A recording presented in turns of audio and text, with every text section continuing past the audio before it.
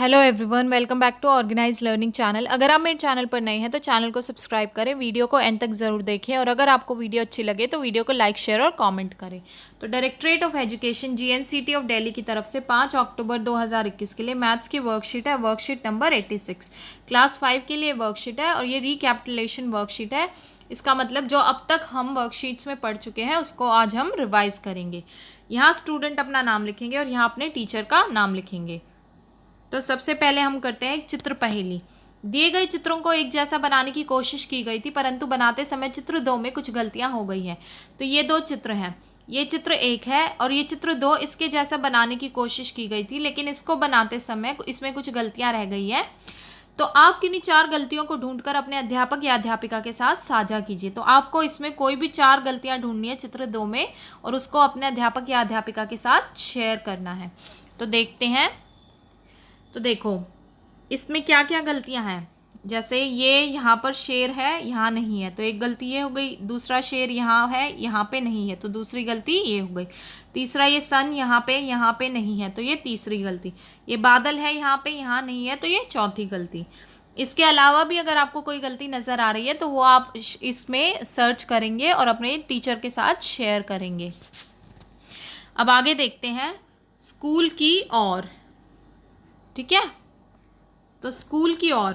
नमस्ते प्यारे बच्चों, जैसा कि आप सब जानते हैं कि अब धीरे धीरे सभी स्कूल खुलने लगे हैं। तो आपको पता ही है कि अभी जैसे कुछ बच्चों के लिए खुले हैं, बट धीरे धीरे आगे सभी बच्चों के लिए कोरोना जब कंट्रोल में भगवान से दुआ कीजिए कि कंट्रोल में आ जाए और सभी के लिए फिर स्कूल जो है वो खुलने लगे।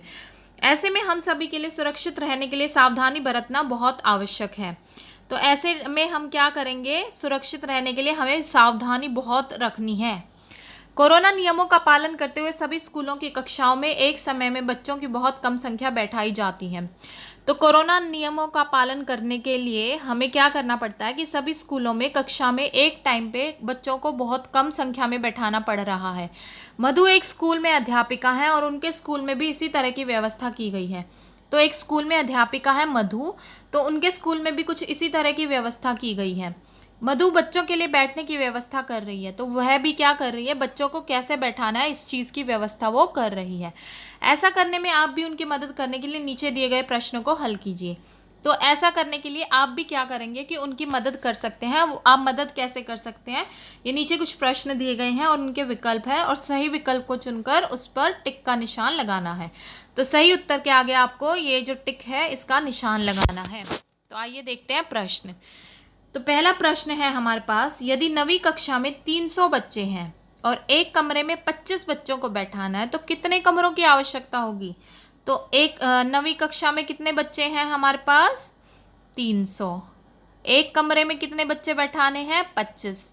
तो कमरों की आवश्यकता कितनी हो जाएगी, जो टोटल बच्चे हैं यानी कि 300 और जो एक कमरे में बच्चे बैठा सकते हैं हम यानी कि 25, इस 300 को इस 25 से हम डिवाइड करेंगे यानी कि भाग करेंगे। तो 300 को हम 25 से भाग कर लेते हैं। 25 की टेबल में 30 तो आता नहीं है, 30 से छोटा नंबर क्या आता है, 25 ही आता है। तो 25 से कम 25, तो 30 में से 25 गए तो कितने बचे, 5। उसके बाद ये 0 उतारी हमने। अब 25 की टेबल में 50 कितने पे आता है, 25 दूनी 50, 2 पे, तो हमने ये 50 लिखा।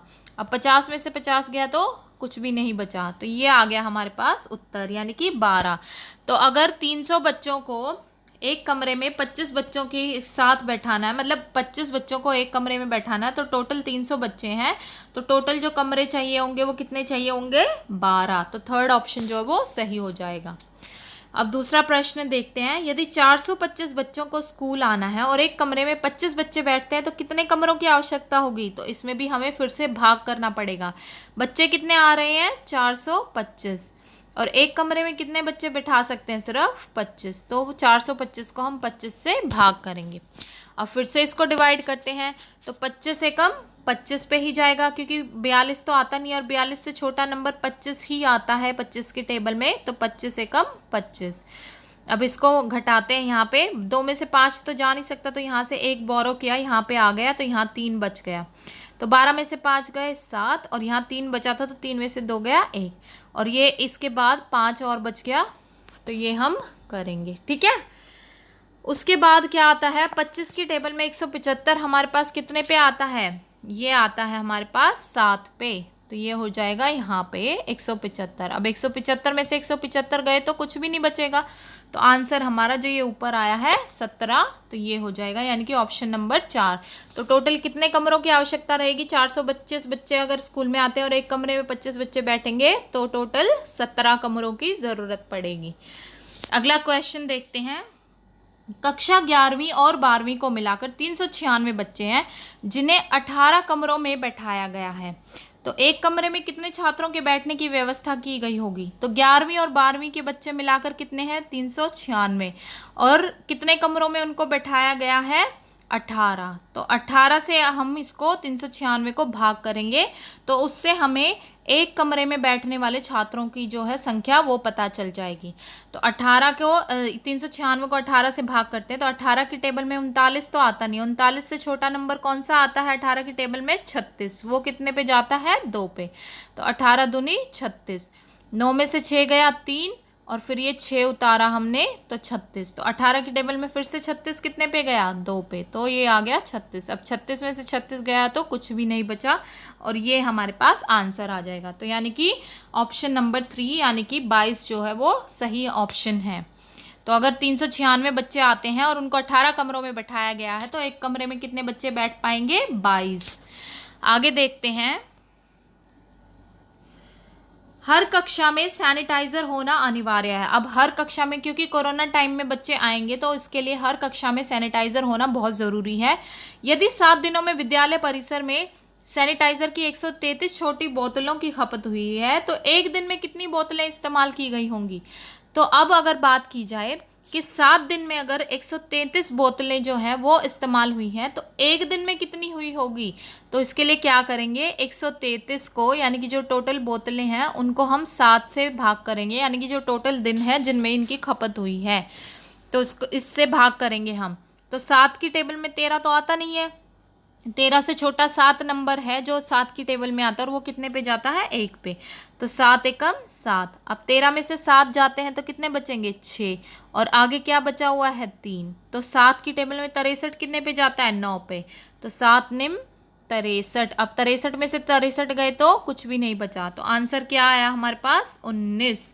तो हमारा जो फर्स्ट ऑप्शन है वो करेक्ट हो जाएगा। तो इसका क्या मतलब होता है कि अगर कक्षा में सैनिटाइज़र जो है 7 दिन में 133 बोतलें यूज़ हो रही हैं सैनिटाइज़र की, तो इसका ये मतलब हुआ कि एक दिन में कितनी बोतल यूज़ होंगी सैनिटाइज़र की, 19।